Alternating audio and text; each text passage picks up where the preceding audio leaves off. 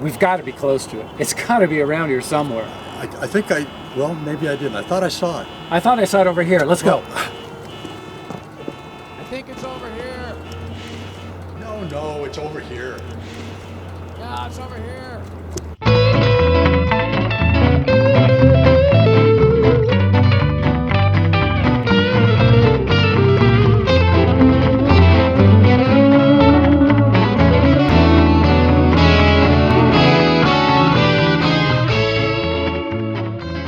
Well, we finally made it to Bonamassa's house. It took us a little while. That was your fault. How many days were we out there? Not that it was your fault. A week, I don't know. Yeah, I just remember we were getting pretty hungry. So yeah, we got to Nerdville, and we're going to talk about that in a little bit. Part of our road trip. So we had a road trip. We drove down to Los Angeles back in January. Why did we drive, you would say? Isn't that an awful long way from Portland, Oregon to Los Angeles, California? 1,000 miles. One way. Yeah. Yeah. It's a really long way. So the reason that we did that was because, two reasons. One, because Pat doesn't fly, which is understandable. I don't have a pilot's license. There you go. He's going to obey the law. And so we decided just to drive down there to have, some fun and stop different places, which we did. We also, main reason we went down there was obviously to go to Joe Bonamassa's house, and then we also wanted to go to the big vintage show that was in L.A.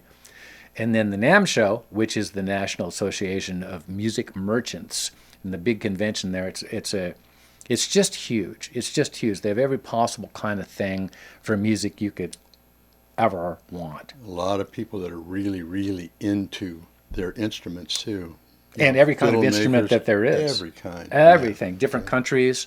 Yeah. It was really lighting systems. I mean, just like mind-blowing for all the stuff. It was really huge. I thought it was really well done too. Oh yeah. Yeah, I mean it was tiring as we're walking through. It wasn't too crowded. How many years have they been doing this? 40, maybe more. You went there about 40 years ago, didn't you? I think when I was there 40 years ago, I think I was 3 years old. Yeah, and I think you were 50. Oh, come on. Maybe not.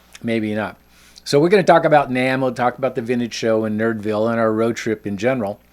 Part of our Make Doug and Pat Rich the project. We'll get on with that too. Yeah, that's working pretty well. Yeah, which we don't want to brag about it or nothing, but yeah. It's just we'd have to show some appreciation back to the peoples that make such joy in our lives possible. It's really great.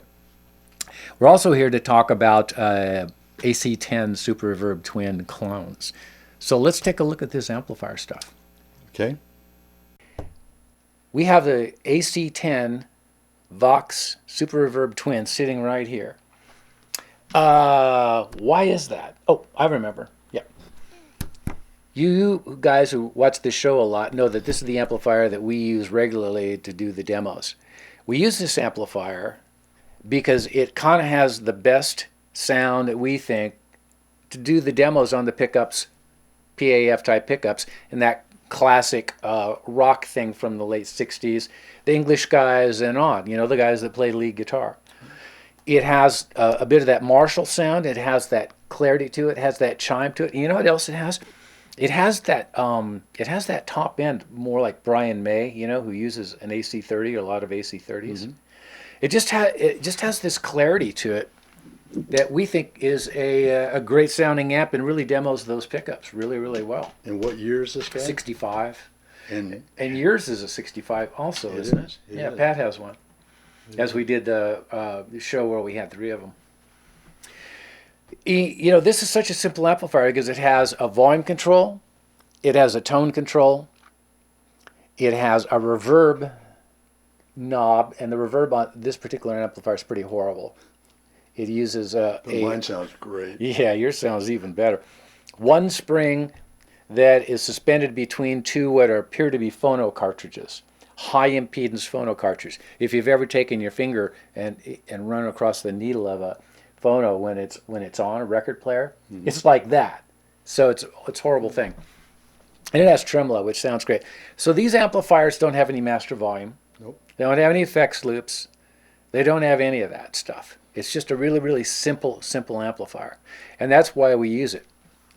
There have been a number of people who have written us, who are amplifier builders and workers, who are saying, I'm working on a clone of this amplifier. And we talked about the schematic on it. And sometimes they would actually send us an amplifier. We had one, a couple of them come. Casey from Santa Fe, New Mexico sent one. Mitchell from Canada sent one.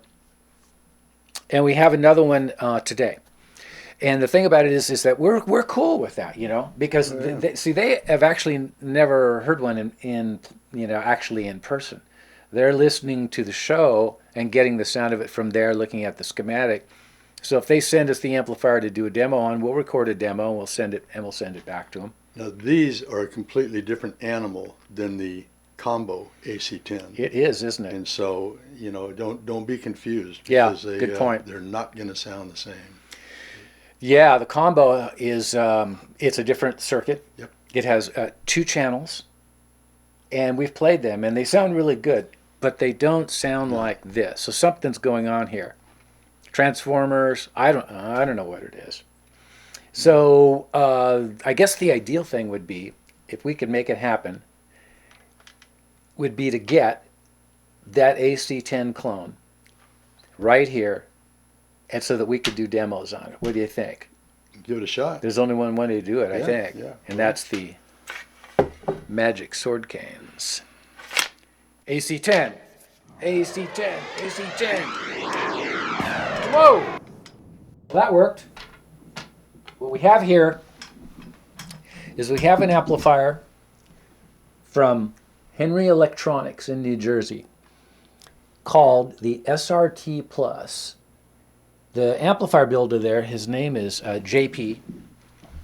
We've been in conversation with JP now for quite some time, talking about the schematic on this, like what we said before. And he sent us a demo, which is a combo that he had made for a guy. And we checked it out. We made some comments about it, etc. He's now making a head version of it, and we have it sitting right here. We're going to do a demo on this today and see how well JP did compared to the original Vox AC10 Super Reverb Twin. This amplifier is very, very similar in features. It has a volume control, a tone control, speed and depth for the tremolo. He did a really wise thing, which that he ignored the circuitry on the original amplifier for the reverb. Good move. Good move. Good move. So he used a better quality spring reverb pan. He devised a different circuit, and so that he only needed one tube to drive the reverb unit. And he added onto it, besides the amount of reverb called the mix, he added a dwell. That's a lot like the those Fender standalone reverb units. Oh yeah. Yeah, the old ones, and the ones they remake. So the reverb in this amplifier actually sounds good, and it's actually usable, and the tremolo actually sounds really good too. He also added, as you can see in the back, a 4 ohm, 8 ohm, and 16 ohm tap for the transformer, so you can couple it up with combinations of speakers. Very smart idea. He has a main output, speaker output, and he has an external speaker output. On the front, you can see he has a little switch. Now, we're always a little nervous about modifications, sort of like that Victoria amplifier. Doesn't Victoria make one? Yep. Where it's supposed to be a GA40? Yeah. And then they said that they upgraded it or updated it or whatever. Yeah, they made it better. Yeah. Yeah. We're a little wary of that in a case of going after a vintage amp, because we're not actually going after a vintage amp. We're going after our vintage amp, a particular one. But here's the news about this. It has a little switch in the front, and it goes between the original circuitry. In the middle, it's a slightly attenuated, so it's called clean. And then over yonder, it's called low cut, because the Super Reverb Twin Vox actually doesn't have very much bass to it. Oh, It's no. really tight on the low end. So I think some people think it's a little more hi-fi than that. It's a wee bit of a one-trick pony, but it's a really good trick. The guitar we're going to use today is we're going to be using the Heritage H150 with the amber Spirit of 59s in there. We're not really going to get into using Tellys or Stratocasters or this and that, because we're really after how well does it do for the classic PAF tone. That's right. Right? And we're not going to use Oscar or Jane with it because they're expensive guitars and it's unrealistic. We're looking at, can this amplifier, which is a brand new amplifier, and this guitar, which has good sounding PAF clones, can we put together a sound that's going to be similar as maybe to the vintage guitars through the Vox AC10? That's the challenge. And a fine challenge it is. It's going to be a good one. We're going to run it through the speakers that we run the Vox through, because we have to do apples to apples as much as we can. So here's what we're going to do. We're going to run it through the Vox cabinet that we've been running it through for years, that have two 1965 Celestion Silvers in it. So they're Alnico speakers, and they're the kind that you would find in AC30s and things like that back in the day. High fidelity speaker. We also have a Weber ceramic speaker that's a new one, and we'll hear what it sounds like through that.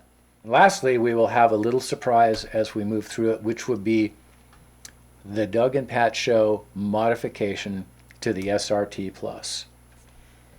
We'll keep it a secret. Oh, mum's the word. Mum's the word. Let's get on with the demos. Okay. So we're going to start with the Heritage through the Vox AC10. You guys have heard this if you're regulars of the show. And I'm just going to plan the treble pickup and just kind of get into it with playing that usual garbage that I play. The amplifier is really, there's not much to do with it. It's pretty gained up, so I put the volume control on just about 9 o'clock, so, which is equivalent of about 2. Tone control is at 12, which is really just about right in the middle. It gets brighter if you go counterclockwise. It gets darker if you go clockwise. Kind of a weird thing, but a typical JMI Vox thing. If you have a JMI English-made AC30 or AC50 or AC15 or whatever they are, they're all going to have that same thing. This is the Vox.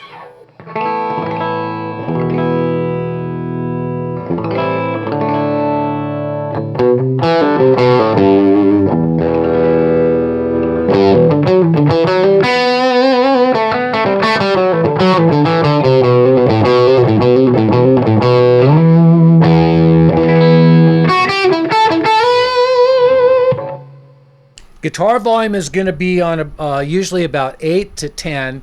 You might see my hand go down there, but half the time I'm just doing it just because I'm doing it. I'm not actually changing the volume.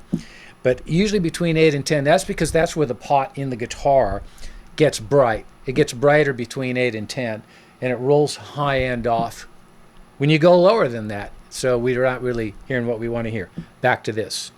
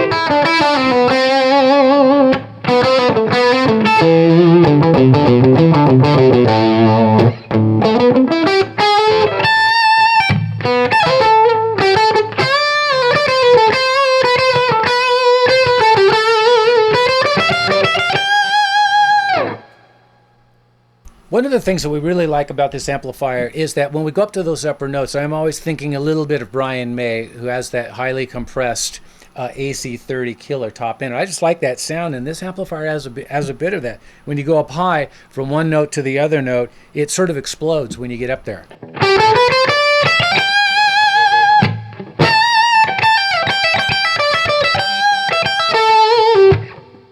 Very cool. So that's what we're going to look for also in the SRT Plus, to see if that does that too.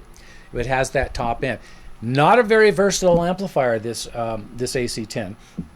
It's, you know, people talk about, well, you should get a clean sound on it. Doesn't really do clean really that much. But it really does this sound really well.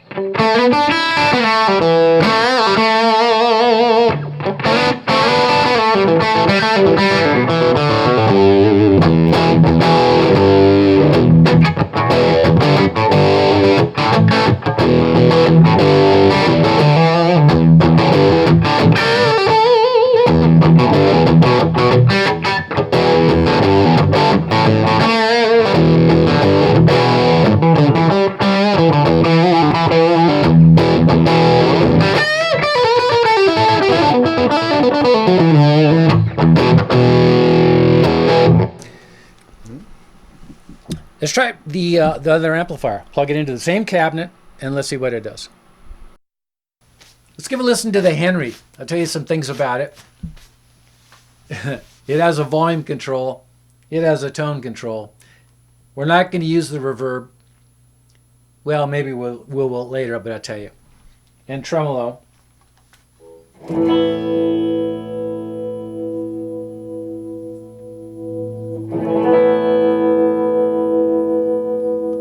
Pretty cool.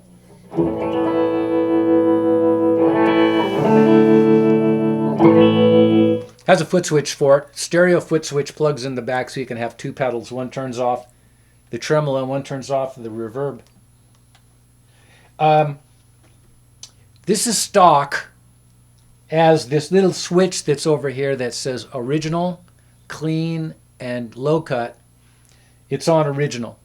You see the volume is almost all the way up. So this is using a 12AU7, where on the Vox AC10, it's not using that tube. It may have started using that tube, but we'll talk about that mod in a little bit. So this is the way it sounds, pretty much stock.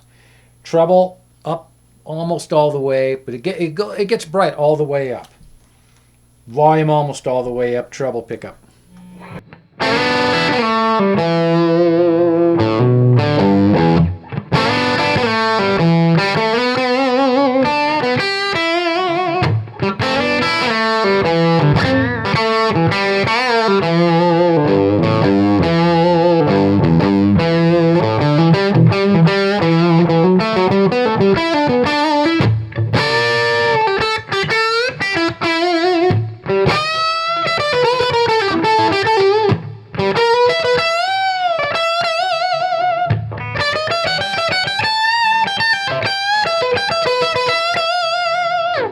So you saw me reach down and did the volume control. It's on 10. I just wanted to make sure it was on 10. Tone is on 10.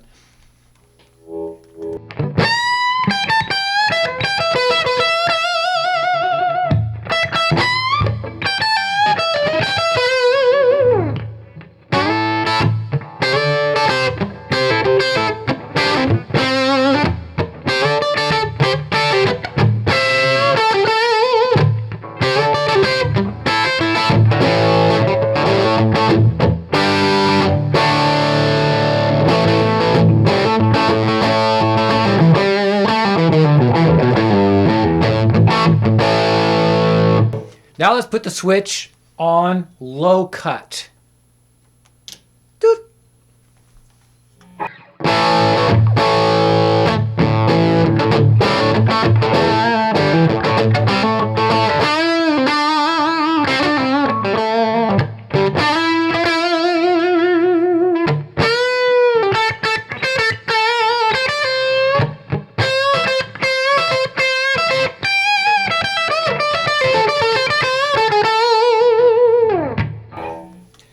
It loses a little bit of gain that way, just a shade, because it's losing some frequencies, but it's not changing the tone. So that's kind of an important thing, I think, is that if you're going to put a mod on the amplifier and you're going after an SRT and you put a mod on it that changes the sound and it doesn't sound like that anymore, that's not a good mod. I'm not hearing it really change the sound of it. Changes the gain stage just a little bit. I'm going to turn the volume up all the way. Treble a little brighter.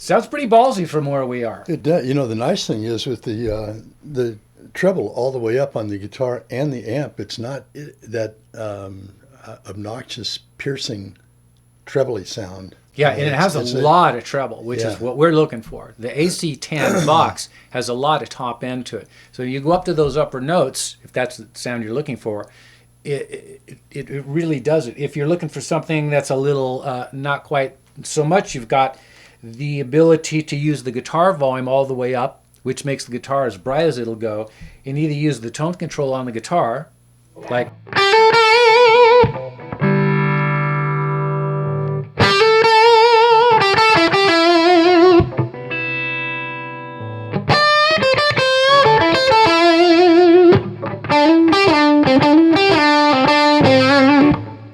or use the tone control on the amplifier. Or switch it back over to original, which adds a little bit more low end to it.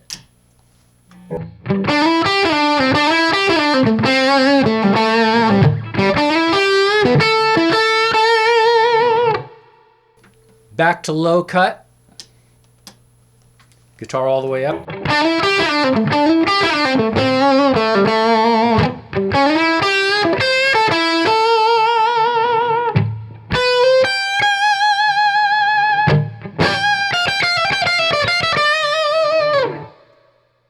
Little more treble. About on 8 or 9.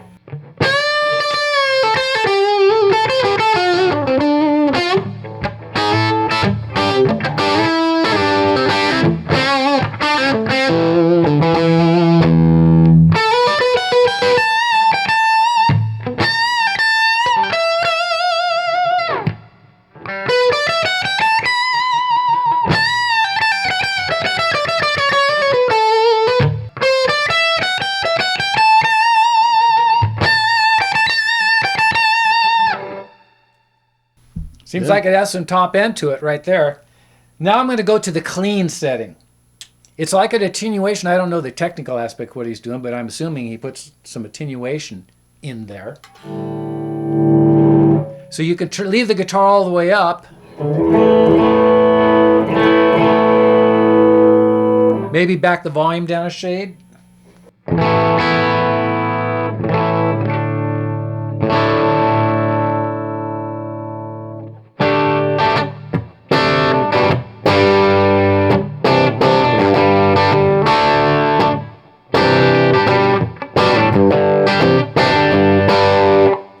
Does it change the tone drastically when you do that? That's the main thing. I'm not really hearing it. It's changing the tone.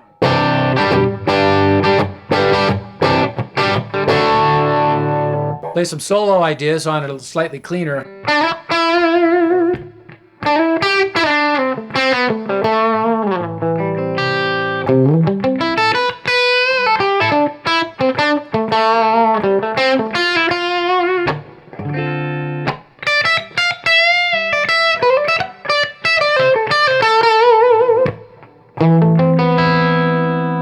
Maybe even the neck pickup, who knows? All the way up.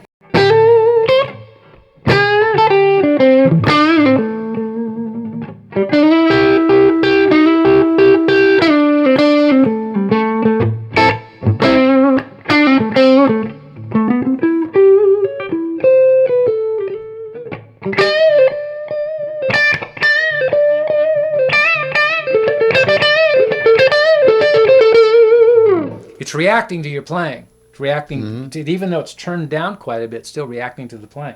In other words, we're liking it so far. We like what it's doing. Let's hear it through a Weber 12. The reason we want to do that is because that the silver alnicos that we're using are kind of rare. I mean, you can find them around, but let's go to a speaker that's actually being manufactured now. This is a ceramic magnet speaker, and let's see if we still can retain the tone or if we lose the tone. Okay. What cabinet? Single 12 cabinet. Okay. Now we're plugged into the Weber 12 with a ceramic speaker. We're going to put the amplifier back on original, put the volume back up to where we had it through the Celestians, which is about horizontal, right yonder. Treble pickup on the Heritage.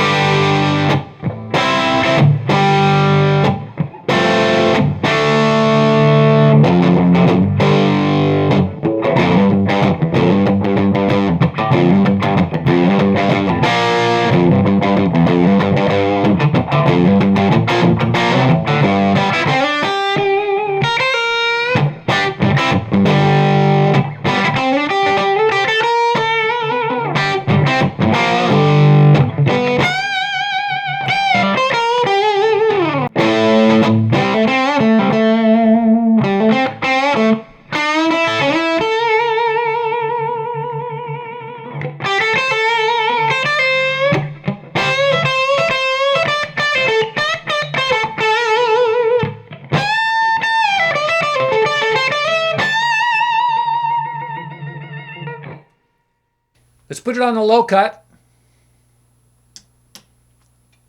like that.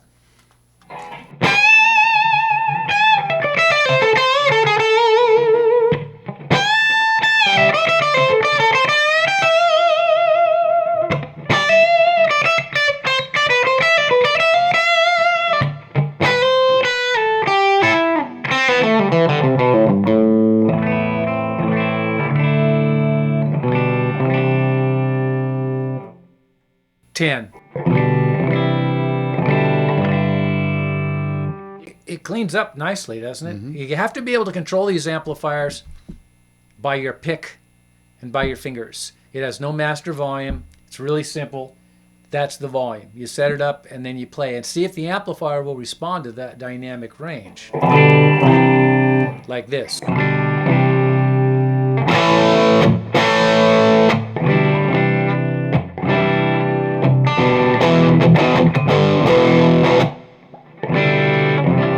Almost no volume change.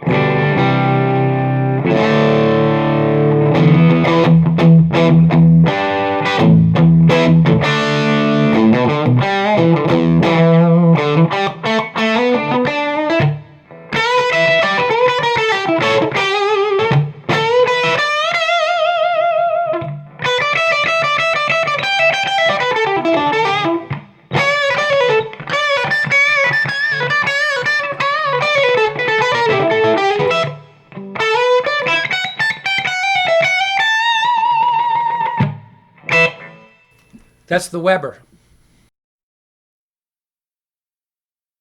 Okay, you might remember earlier we were talking about the tube configuration in the SRT compared to the AC10. God, did I really say that? I don't know.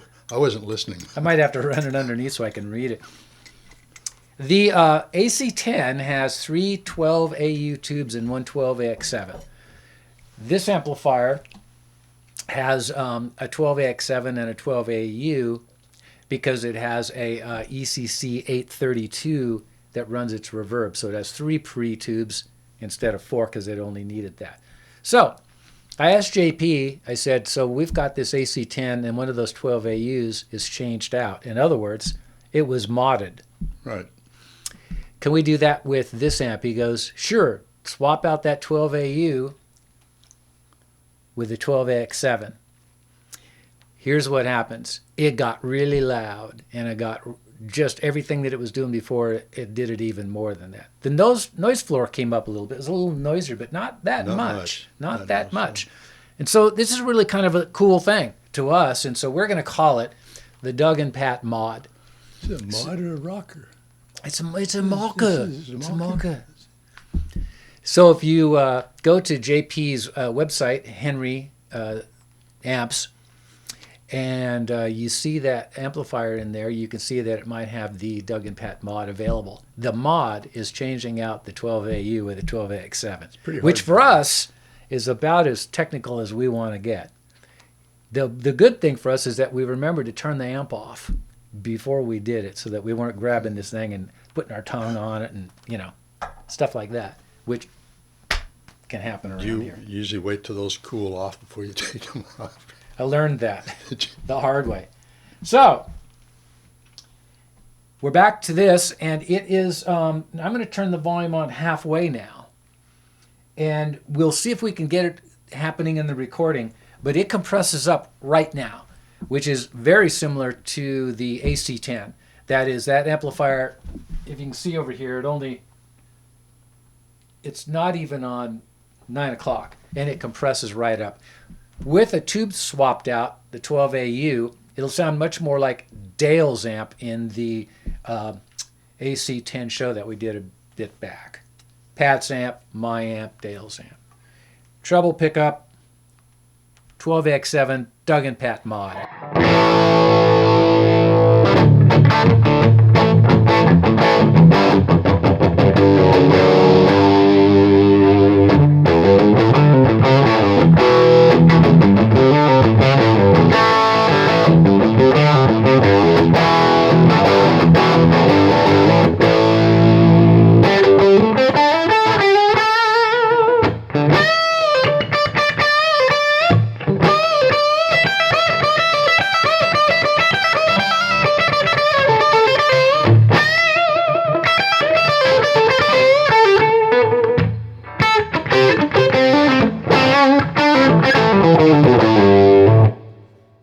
It's on original. Now this tone control, which is pretty active, it works in conjunction with this volume control, especially when you do the Doug and Pat mod. It really reacts a lot more.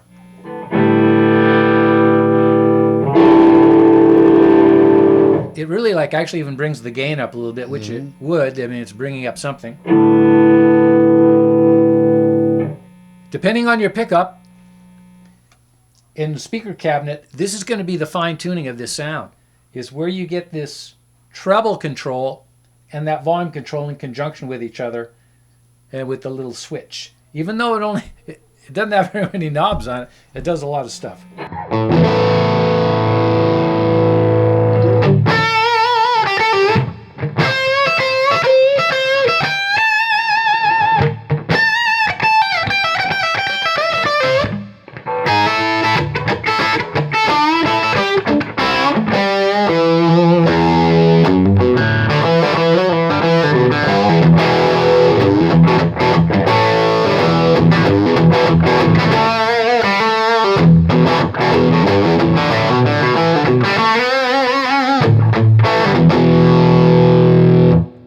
Tons of compression, just tons. Now I'm going to flip it over to the low cut, which will get rid of some of that low end. Let's see what it does.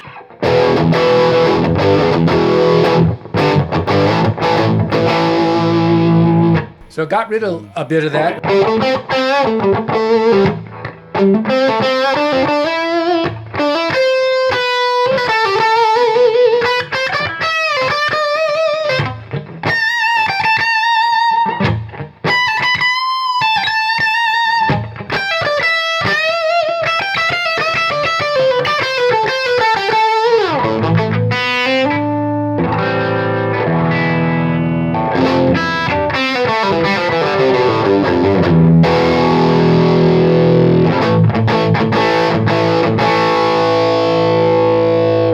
You can see there's a huge gain difference right there between just having the amplifier basically at about halfway up, where we had the other one all the way up. So it gives you an extra bit of grind in there.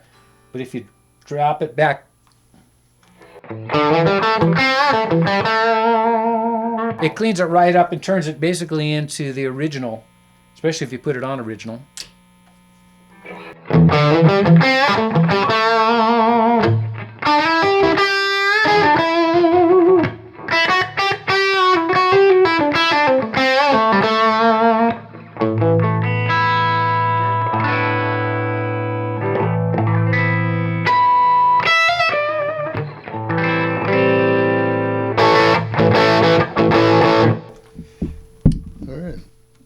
So it does what we're looking for a AC10 to do, which is really simple. Giz has more flexibility. He put a standby switch on it. That's a pretty cool idea. The mix and the dwell is on it. Selectable impedance. The original AC10 has a tap for 8 ohms and a tap for 16 ohms, which is great. This one also has a tap for 4 ohms. And the reverb unit's way better. So, yeah, what do you think? What do you think? Hey, and they're made well too. I mean, they've got the chassis and everything, and it's just state of the art. Yeah, it looks really well made. And they also make some speaker cabinets. I'm not sure where he's going to go with that. They have one that's a single 12 cabinet, and they make some combos. There's his website underneath there.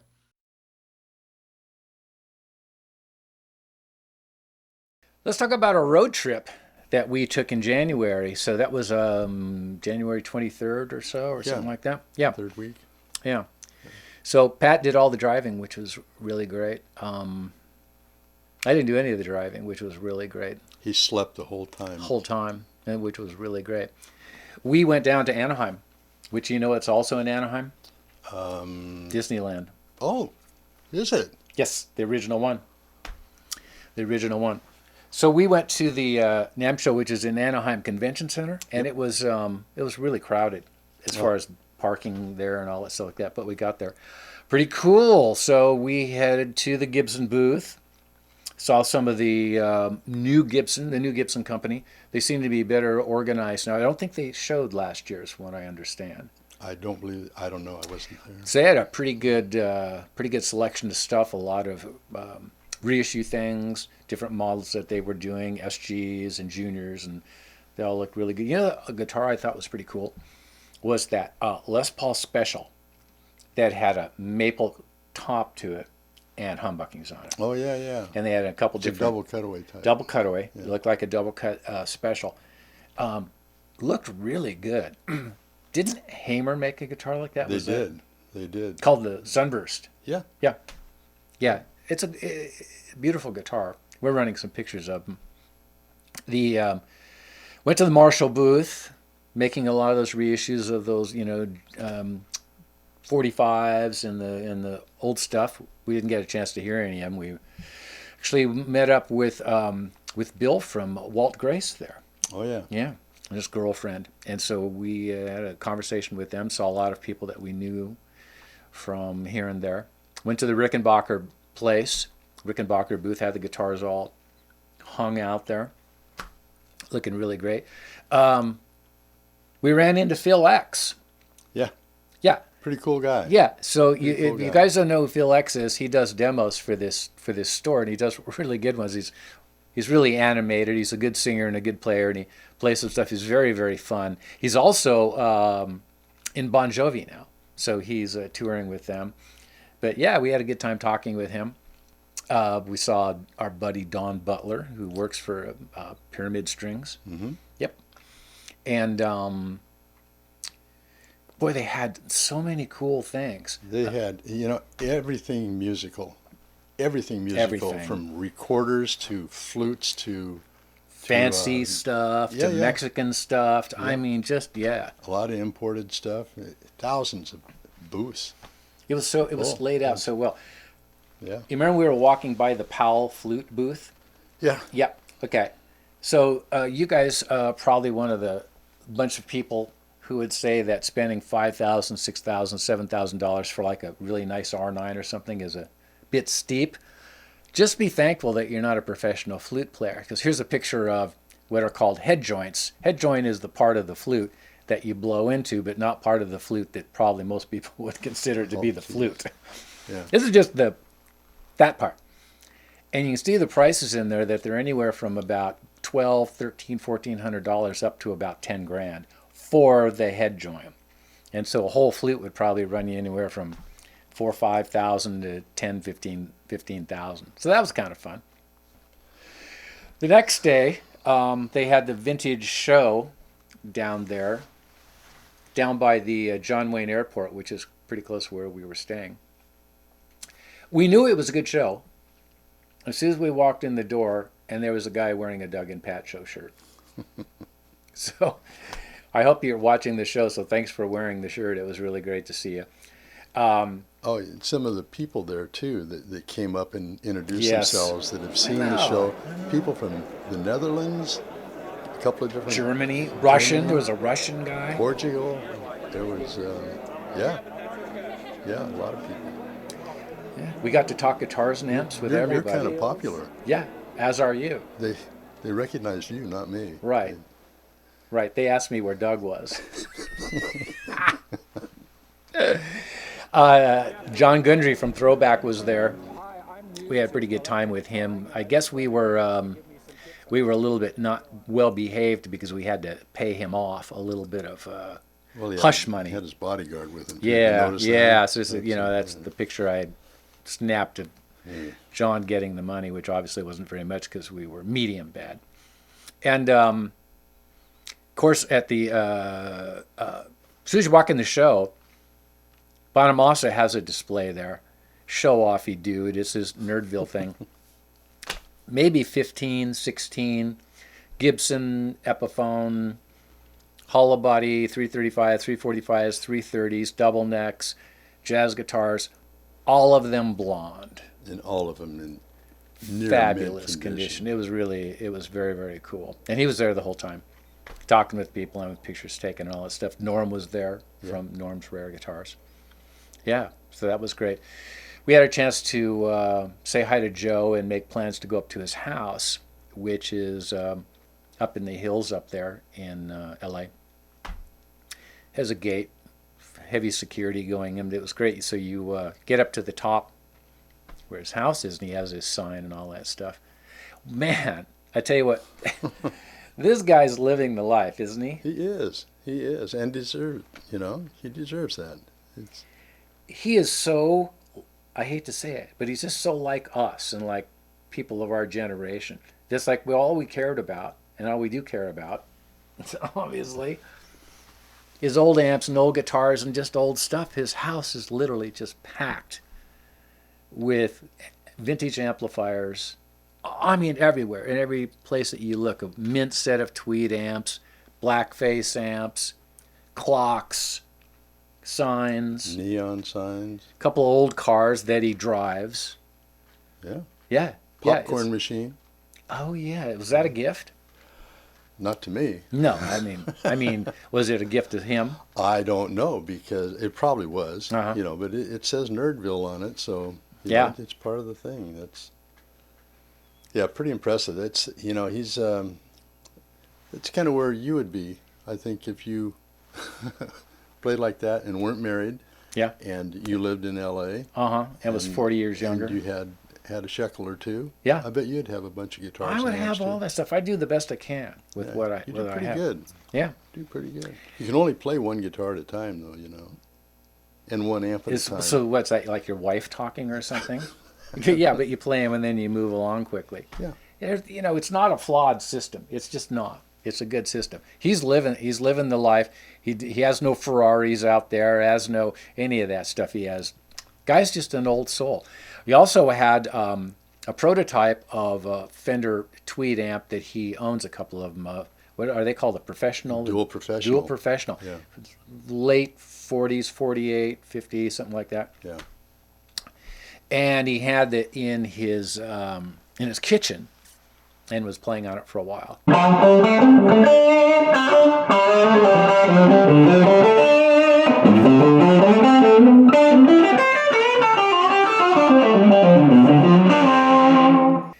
He had some cool guitars there. I don't know if he just happened to have them there because we were there or what. I'm going to say he did because he's that kind of a guy and he loves us so much. Yeah. Yeah. But he had 5 Les Pauls and his V. So that was pretty fun to see. Was that the Amos V? Or was that the other? That was Trash Bag, I believe. That's That was right. Trash Bag V. We saw Amos V when we saw him at his concert. In Portland. Yeah. Yeah. So, and then we drove home. We got back in the car and you drove back. Mm-hmm. But somewhere in there, because we were in L.A., and we want to thank you guys for this, is the fruitation, culmination of the Make Doug and Pat Rich project, which has been moving along well. This is a picture of us with a Porsche that we picked up in L.A.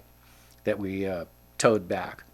That's pretty cool. It's not a brand new one. I mean, the Doug and Pat, Make Doug and Pat Rich thing's going along pretty well, but we really couldn't. Just buy used. Yeah. You save a lot of money. Yeah, and it just seems so show-offy to buy a new one. That's right. And so this is with our used one, and because we feel strongly about this, is giving back to the people who make these dreams come true possible by showing a picture of us with our Porsche. Mm-hmm.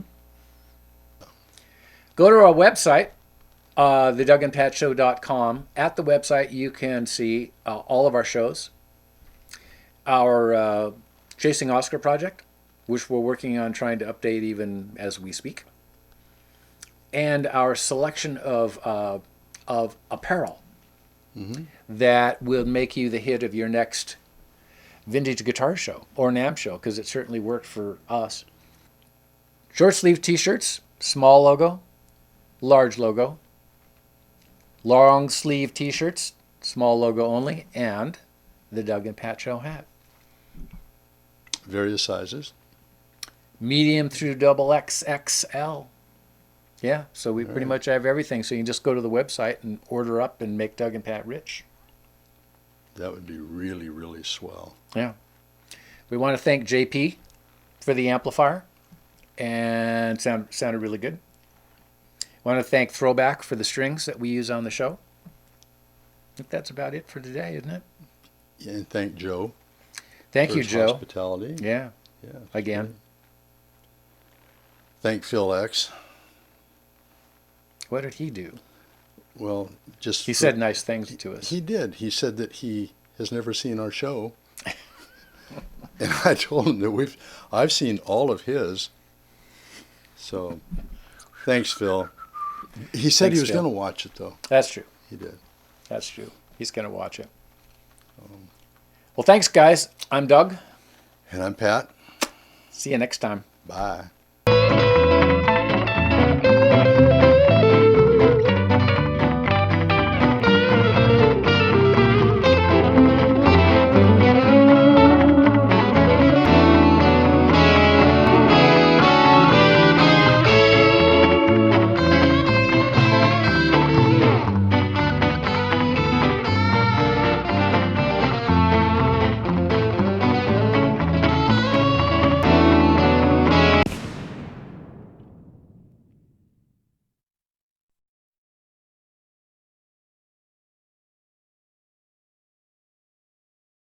That your dog? Got a question for you. I don't want to hear it. No. I knew Fifi. Like you knew Fifi? Before she passed away. Oh, yeah. And very sweet dog. Yeah.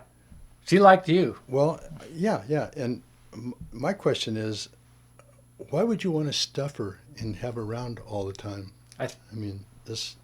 I was sort of under the impression that you really liked Fifi a lot, and you missed Fifi, so we just went ahead and had her taxidermied. Some people might think that's a little... Some people do. A little strange. And I think now that you've sort of opened a can of worms, if you will, we're probably going to hear about it. And she's shedding. Yeah. Badly. Yeah. Well, she's dead. Well, and that'll do it. That'll do her. It's kind of like refinishing a '59 Les Paul. Kind of like that. Yeah. Some people think not a big deal. Other people. It's kind of sacrilegious. It's like, yeah. Looks like Fifi's leg got hurt here. Well, that... That's horrific. It's terrible stuff. Terrible stuff.